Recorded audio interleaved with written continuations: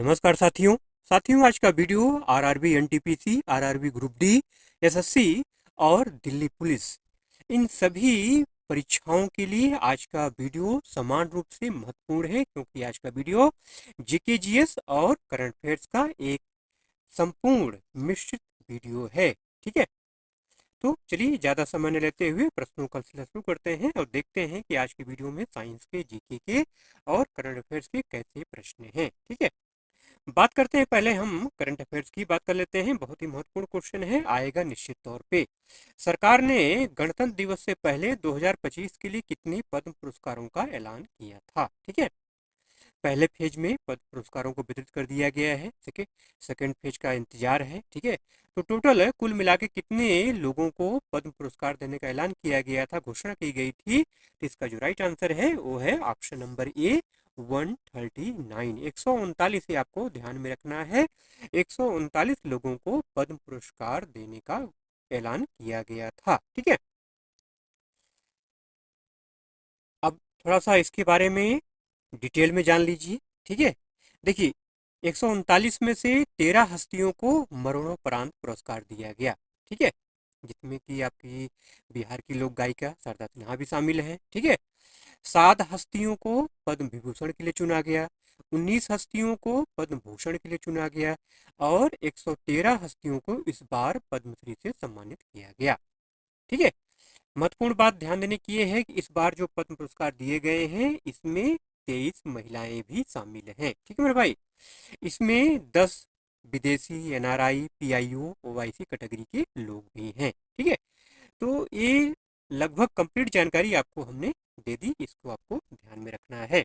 अगला प्रश्न है कि पद्म पुरस्कारों की घोषणा किस दिन होती है? बहुत महत्वपूर्ण क्वेश्चन है, बढ़िया क्वेश्चन है कि पद्म पुरस्कारों की घोषणा किस दिन की जाती है, साल में किस दिन की जाती है? क्या कभी भी कर देते हैं? नहीं, 26 जनवरी को। जी हाँ, जब हम गणतंत्र दिवस जिन दिन मनाते हैं, उस दिन को जो है पद्म पुरस्कारों की घोषणा राष्ट्रपति के द्वारा की जाती है।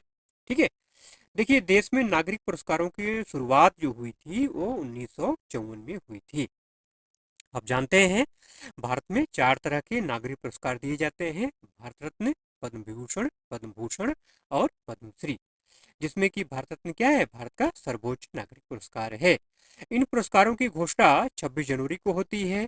समारोह राष्ट्रपति भवन में मार्च या अप्रैल में होता है। ठीक है, जैसा कि आपको हमने ऊपर बताया भी कि पहले फेज के पद्म पुरस्कारों का वितरण हो चुका है अप्रैल के महीने में।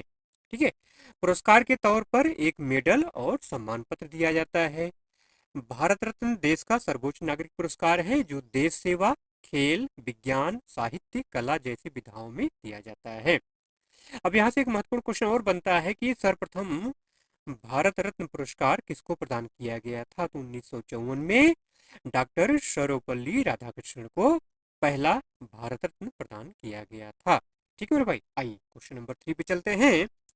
कांग्रेस से इस्तीफा देने के बाद किसने ऑल इंडिया फॉरवर्ड ब्लॉक की स्थापना 1939 में की थी? ठीक है, आईएनसी से संबंधित क्वेश्चन निश्चित तौर पे पूछे जाते हैं। ठीक है, भारतीय राष्ट्रीय कांग्रेस से संबंधित, चाहे अध्यक्ष की बात हो, चाहे उसका गठन कब हुआ, ठीक है, कहाँ हुआ, इस टाइप से क्वेश्चन निश्चित तौर पे पूछे जाते हैं। तो कांग्रेस से इस्तीफा देने के बाद किसने ऑल इंडिया फॉरवर्ड ब्लॉक की स्थापना की? इसका जो राइट आंसर है वो है ऑप्शन नंबर डी। 1939 की जब बात आ जाए तो नेताजी सुभाष चंद्र बोस, ये आपके दिमाग में होना चाहिए। जी हाँ, 1939 में, 1939 में नेताजी सुभाष चंद्र बोस ने ऑल इंडिया फॉरवर्ड ब्लॉक की स्थापना की थी। ठीक है, 22 जून 1939 को। ठीक है, उन्होंने 29 अप्रैल 1939 को भारतीय राष्ट्रीय कांग्रेस के अध्यक्ष पद से इस्तीफा दिया था और इस्तीफा देने के बाद 22 जून 1939 को उन्होंने फॉरवर्ड ब्लॉक की स्थापना की थी। ठीक है मेरे भाई, चलिए अगला क्वेश्चन देख लेते हैं। अगला क्वेश्चन साइंस का है कि निम्न में से लाफिंग गैस का फार्मूला क्या है? Laughing gas N2O, nitrous oxide जिसको बोलते हैं। जी हाँ, लाफिंग गैस। ठीक है, जिसको सूंघने के बाद क्या होती है? हल्की हल्की हंसी आती है। इसको डाई नाइट्रोजन मोनोऑक्साइड भी कहा जाता है, हंसने वाली गैस भी कहा जाता है, नाइट्रस ऑक्साइड भी कहा जाता है। ठीक है, ये सुखद मीठी गंध और स्वाद के साथ एक रंगहीन गैस है। जो कि सांस लेने पर हल्के हिस्टीरिया, कभी कभी हंसी से पहले दर्द के प्रति असंवेदनशीलता पैदा करती है। यहाँ से बात आपने कैच कर लिया होगा, दर्द के पहले असंवेदनशीलता, मतलब इसका उपयोग दंत चिकित्सा, सर्जरी और कुछ अन्य चिकित्सा प्रक्रियाओं में बेहोशी के लिए किया जाता है। ठीक है मेरे भाई। अच्छा, अब एक क्वेश्चन और जान लीजिए इसी के साथ। ये तो लाफिंग गैस की बात हो गई। टीयर गैस क्या होता है, आंसू गैस क्या होता है, अश्रु गैस क्या होता है? तो आंसू गैस को क्या कहते हैं? टू क्लोरो एसिटोफिनोन, मतलब फेनासिल क्लोराइड इसका फार्मूला है। यह एक सफेद क्रिस्टली ठोस है जिसमें फूलों जैसी गंध होती है। ठीक है। अगला प्रश्न है कि जड़ों से पत्तियों तक पानी कौन पहुंचाता है? तो इसका जो राइट आंसर है वो है ऑप्शन नंबर ए, जाइलम। जी हाँ, जाइलम। ठीक है, ये आपको ध्यान में रखना है, जाइलम और फ्लोएम। ठीक है, जाइलम जो है जड़ों से पत्तियों तक पानी पहुंचाता है, और फ्लोएम जो है पत्तियों से जड़ों तक जो भोज्य पदार्थ बनते हैं उनको ला करके इकट्ठा करता है। ठीक है मेरे भाई। जाइलम और फ्लोएम दोनों ही क्या हैं? एक संवहनी ऊतक है जो पौधों में जल और कुछ पोषक तत्वों का परिवहन करता है। कौन? जाइलम करता है। जाइलम पौधों में जल और कुछ पोषक तत्वों का परिवहन करता है जड़ से पत्तियों तक। फ्लोएम की अगर बात की जाए तो फ्लोएम का मुख्य कार्य क्या है? प्रकाश संश्लेषण द्वारा पत्तियों में बने खाद्य पदार्थों को पौधों के अन्य हिस्सों जैसे जड़, तना और फूल तक पहुंचाना, ये फ्लोएम का काम है। फोटोसिंथेसिस पर कंप्लीट वीडियो एक बना हुआ है, अगर आपने नहीं देखा है तो लिंक आपको इंड स्क्रीन पे मिल जाएगा, जरूर से देख लीजिएगा मेरे भाई। ठीक है, आइए अगले प्रश्न पे चलते हैं। अगला प्रश्न है कि बुनियादी पशुपालन सांख्यिकी 2024 के अनुसार सर्वाधिक दूध उत्पादक राज्य कौन सा है? ठीक है, बहुत ही महत्वपूर्ण क्वेश्चन है, पूछा जाएगा निश्चित तौर पे, इसको जरूर से आप ध्यान रखिए। ठीक है, इसका जो राइट आंसर है वो है option number B, Uttar Pradesh. ठीक है, बुनियादी पशुपालन सांख्यिकी 2024 के अनुसार सर्वाधिक दूध उत्पादक राज्य कौन सा है? वो है उत्तर प्रदेश। ठीक है, इसी से मिलता जुलता एक क्वेश्चन है कि सर्वश्रेष्ठ किसी राज्य का पुरस्कार किसको दिया गया? तो है महाराष्ट्र। ठीक है, आइए थोड़ा इसके बारे में डिटेल में जान लेते हैं। देखिए, उत्तर प्रदेश देश के कुल दुग्ध उत्पादन का 16.21% उत्पादन करता है। इसके बाद नंबर आता है राजस्थान का जो कि 14.51% करता है। उसके बाद नंबर आता है मध्य प्रदेश का जो कि 8.91% करता है। उसके बाद गुजरात का नंबर आता है जहाँ की आपका आनंद है, हाँ, 7.65% करता है। उसके बाद महाराष्ट्र का नंबर आता है जो कि 6.71% करता है। ठीक है मेरे भाई। अगला प्रश्न है कि बंगाल की खाड़ी में आए तूफान फेंगल का नामकरण किसने किया? ठीक है, पिछले वीडियो में आपको हमने तूफानों का नामकरण कैसे किया जाता है, कौन करता है, उसके बारे में डिटेल में बताया था। आइए उसके बारे में थोड़ा और आज जान लेते हैं। ठीक है, फिलहाल बात करते हैं फिंगल की। पिछली वीडियो में आपको दाना के बारे में हमने बताया था, आज बात करते हैं फिंगल की। ठीक है, फिंगल जो तूफान आया था इसका जो नामकरण, जो फिंगल है, किसने नामकरण इसका किया? इसका नामकरण किया सऊदी अरब। ऑप्शन नंबर जो सी है इसका राइट आंसर है। ठीक है, देखिए दुनिया भर में चक्रवातों को प्रमुख रूप से दो भागों में विभाजित किया गया है, उष्णकटिबंधीय चक्रवात और शीतोष्णकटिबंधीय चक्रवात। ठीक है, क्या होता है दोनों चक्रवात? ये उष्णकटिबंधीय जो चक्रवात है कर्क रेखा और मकर रेखा के बीच के क्षेत्र में आते हैं, मतलब भूमध्य रेखा के आसपास। और जो शीतोष्ण कटिबंधीय क्षेत्र होते हैं उनमें आने वाला जो चक्रवात होता है उसको शीतोष्ण कटिबंधीय चक्रवात कहा जाता है। शीतोष्ण कटिबंधीय चक्रवातों को फ्रंटल या वेव साइक्लोन भी कहा जाता है। ठीक है, तो बात करते हैं नामकरण की। तो विभिन्न देशों के द्वारा विश्व मौसम विज्ञान संगठन मतलब WMO की देखरेख में इन तूफानों को नाम प्रदान किया जाता है। इसके नामकरण की शुरुआत 2000 में विश्व मौसम विज्ञान संगठन मतलब WMO और एशिया और प्रशांत के लिए संयुक्त राष्ट्र आर्थिक और सामाजिक आयोग के तहत हुई थी।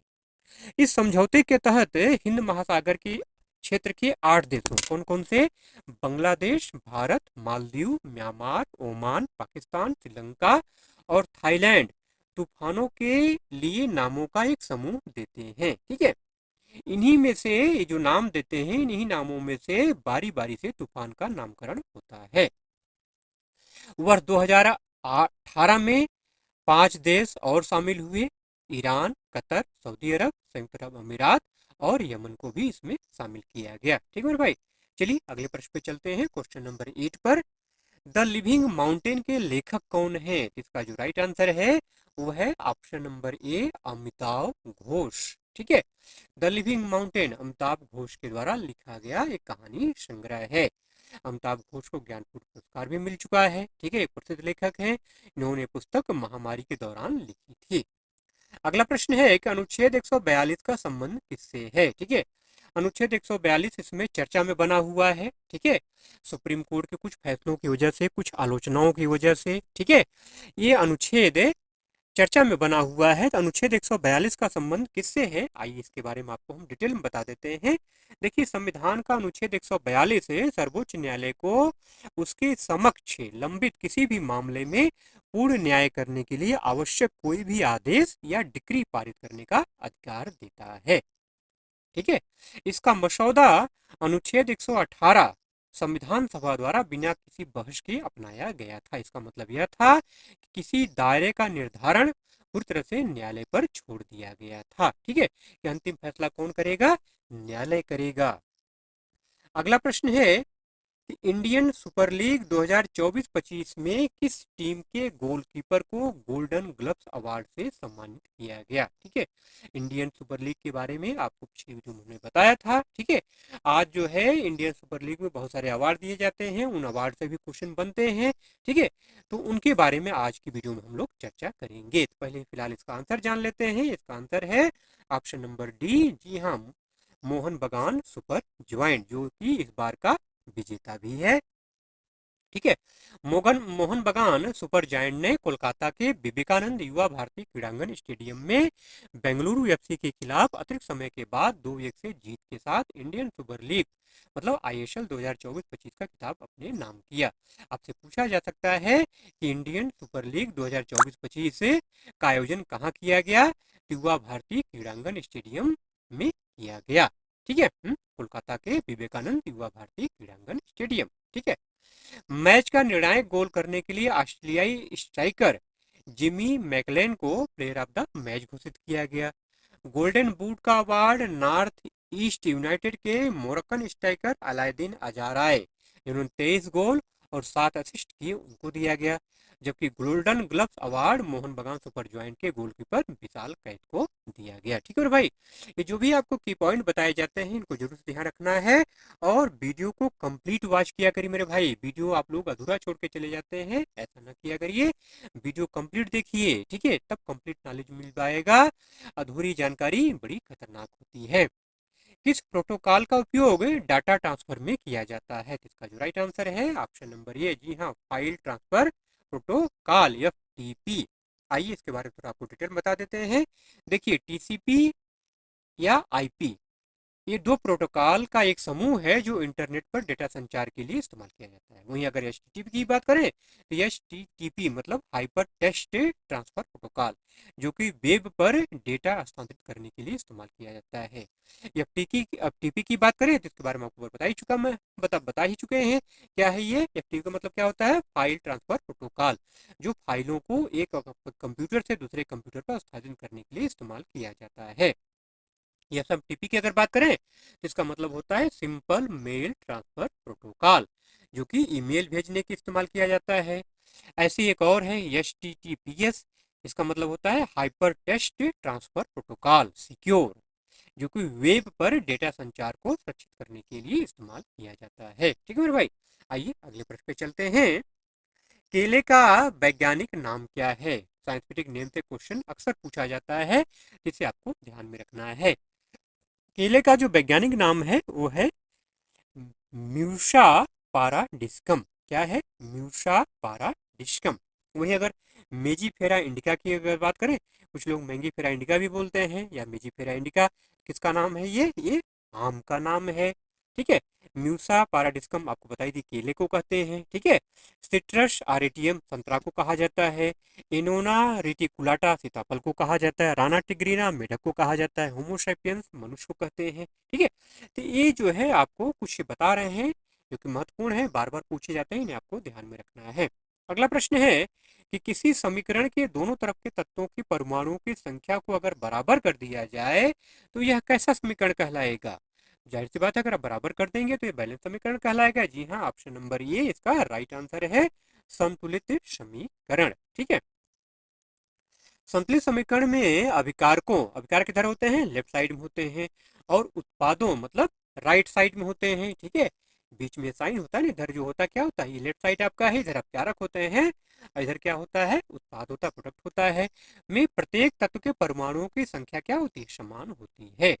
संतुलित समीकरण द्रव्यमान संरक्षण के नियम का पालन करता है, जिसका अर्थ है अपक्रिया में न तो द्रव्यमान बनता है और न ही नष्ट होता है।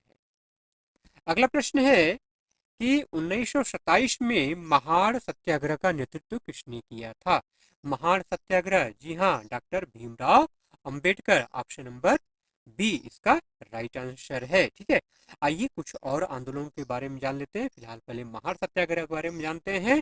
महाड़ का सत्याग्रह भीमराव अंबेडकर की अगुवाई में 20 मार्च 1927 को महाराष्ट्र राज्य के रायगढ़ जिले के महाड़ स्थान पर दलितों को सार्वजनिक चौदार तालाब से पानी पीने और इस्तेमाल करने का अधिकार दिलाने के लिए किया गया एक प्रभावी सत्याग्रह था।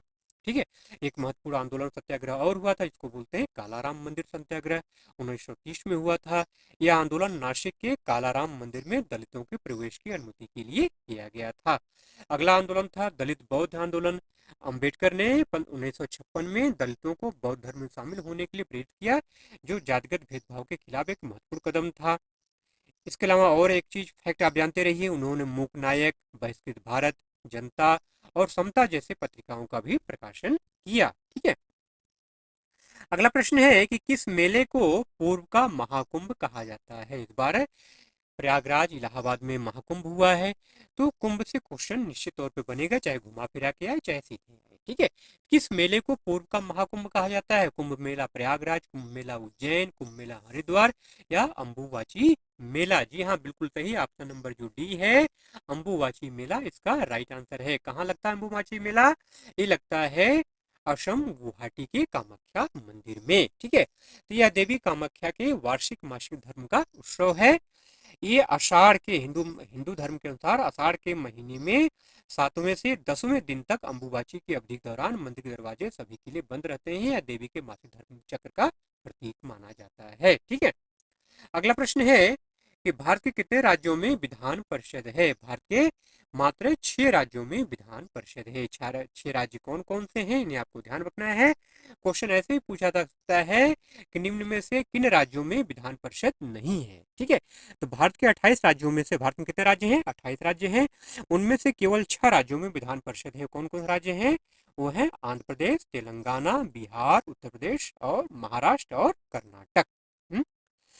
22 राज्यों और 8 केंद्र शासित प्रदेशों में एक सदनी विधायिका है, जो एकमात्र विधायी निकाय है। आपसे अगर पूछ लिया जाए कितने राज्यों में विधानसभा है, तो 22 राज्यों में विधानसभा है और 8 केंद्र शासित प्रदेशों में विधानसभा है। 6 राज्यों में विधानसभा उनके द्विसदनी विधायिका का निचला सदन है, जबकि ऊपरी सदन क्या होता है? विधान परिषद होता है। ठीक है भाई। ये फैक्ट जो बता रहे हैं इन्हें आपको ध्यान में रखना है और अच्छे से दिमाग में बैठा लेना है। अगला प्रश्न है कि बैरन द्वीप कहाँ स्थित है? जी हाँ, बैरन द्वीप, अगर आपसे पूछा जाए, बैरन द्वीप भारत का एकमात्र क्या है? जागृत ज्वालामुखी है, जो कि बंगाल की खाड़ी में स्थित है। जी हाँ, ऑप्शन नंबर ए इसका राइट आंसर है, बंगाल की खाड़ी। ठीक है। बंगाल की खाड़ी के साथ साथ जो है अंडमान सागर भी आपको ध्यान में रखना है। बैरन द्वीप अंडमान सागर में अंडमान और निकोबार द्वीप समूह में स्थित है। यह भारत का एकमात्र सक्रिय ज्वालामुखी है। करीब 180 साल शांत रहने के बाद इसमें विस्फोट हुआ था। ये विस्फोट 1991 में हुआ, फिर 1994-95 में हुआ, उसके बाद 2005 में हुआ था। इस विस्फोट के दौरान इसमें से 2006 तक, ठीक है, लगातार लावा निकलता रहा। ठीक है। अगला प्रश्न है कि गंभीरा लोक नृत्य किस राज्य का है? गंभीरा लोक नृत्य, इसका जो राइट आंसर है, जी हाँ, ऑप्शन नंबर सी, पश्चिम बंगाल। जी हाँ, गंभीरा। ठीक है। यात्रा, गंभीरा, ये सब कहाँ के हैं? ये सब पश्चिम बंगाल के लोक नृत्य हैं। गंभीरा है, छऊ है, छऊ के नाम पे आया पुरुलिया छऊ। हाँ, छऊ कितने, 3 जगहों में 3 प्रकार के छऊ है ना। हाँ, छत्तीसगढ़ का अलग है, पश्चिम बंगाल का अलग है, ठीक है। तो छऊ, बाउल, संथाल, गौड़ी, भटियाली, झूमर, ठीक है, ये सब क्या है, ये पश्चिम बंगाल के लोक नृत्य हैं, ठीक है। तो पश्चिम बंगाल में कौन सा छऊ मनाया जाता है, पुरुलिया छऊ। हाँ, मणिपुर की अगर बात करें तो मणिपुर में कई प्रकार के लोक नृत्य होते हैं, जिसमें कि रासलीला है, ठीक है, पुंग चोलोम है, लाई हरोबा है, थांगता बार बार पूछा जाता है, लाई हरोबा भी बार बार पूछा जाता है। मध्य प्रदेश की अगर बात करें तो जवारा नृत्य है, ग्रिडा है, भगोरिया है, मटकी है, चैत्र है, कक्षार है, कर्मा है, मांच है, ये सब क्या है, मध्य प्रदेश के बहुत ही लोकप्रिय लोक नृत्य है। महाराष्ट्र की अगर बात करें तो लावड़ी बार बार पूछा जाता है, होली है, धनगड़ी गाजा है, डिंडी है, तमाशा है, गुंधल है, ये सब क्या है, महाराष्ट्र के लोकप्रिय लोक नृत्य हैं। अगला प्रश्न है कि 1757 में प्लासी का युद्ध किसके बीच लड़ा गया था, बहुत ही महत्वपूर्ण क्वेश्चन है। प्लासी का युद्ध है ब्रिटिश ईस्ट इंडिया कंपनी और बंगाल के नवाब सिराजुद्दौला के बीच लड़ा गया था। इसमें ब्रिटिश ईस्ट इंडिया कंपनी की जीत हुई थी, ठीक है। प्लासी का युद्ध है 23 जून 1757 को प्लासी पश्चिम बंगाल में हुआ था। इस युद्ध में ब्रिटिश ईस्ट इंडिया कंपनी की सेना का नेतृत्व किसने किया था, रॉबर्ट क्लाइव ने किया था। क्लाइव की जीत के कारण अंततः ब्रिटिश भारत में सबसे बड़ी आर्थिक और सैन्य शक्ति बन गया। ब्रिटिश क्या बन गया, जो है सबसे बड़ी आर्थिक और सैन्य शक्ति बन गया। कहने का मतलब ये है ब्रिटिश ईस्ट इंडिया कंपनी की जीत से भारत में ब्रिटिश साम्राज्य की नींव पड़ गई, ठीक है मेरे भाई। अगला प्रश्न है कि रक्षा मंत्री राजनाथ सिंह के द्वारा लॉन्च संजय क्या है। संजय, जी हाँ, संजय। हाँ, संजय के नाम पर आपको महाभारत की याद आई होगी ना। संजय क्या करते थे, धृतराष्ट्र को युद्ध का पूरा हाल बताते थे। जी हाँ, संजय क्या है, युद्ध क्षेत्र निगरानी प्रणाली है, युद्ध क्षेत्र निगरानी प्रणाली है, ठीक है। करंट अफेयर्स का क्वेश्चन है 24 जनवरी 2025 को साउथ ब्लॉक नई दिल्ली से संजय युद्ध क्षेत्र निगरानी प्रणाली मतलब BSS को हरी झंडी दिखाई रक्षा मंत्री श्री राजनाथ सिंह ने। संजय क्षेत्र निगरानी प्रणाली भारत द्वारा विकसित एक अत्याधुनिक सैन्य प्रौद्योगिकी है, जिसका उद्देश्य युद्ध क्षेत्र में जागरूकता बढ़ाना, युद्ध संचालन के दौरान निर्णय लेने की क्षमता में सुधार करना, ठीक है। इसका निर्माण किसने किया है, इसका निर्माण भारतीय सेना और भारत इलेक्ट्रॉनिक्स लिमिटेड मतलब BEL द्वारा स्वदेशी रूप से इसको विकसित किया गया है, ठीक है भाई। चलिए इन्हीं प्रश्नों के साथ आज की वीडियो का एंड करते हैं। वीडियो अगर अच्छा लगा हो मेरे भाई, प्रश्नों का लेवल अगर अच्छा लगा हो तो प्लीज जाते जाते एक लाइक जरूर से कर दीजिएगा, और चैनल पर अगर नए हैं तो सब्सक्राइब करके बेल आइकन जरूर से प्रेस कर लीजिएगा मेरे भाई। चलिए मिलते हैं अगले वीडियो में ऐसे ही कंटेंट के साथ, तब तक के लिए जय हिंद।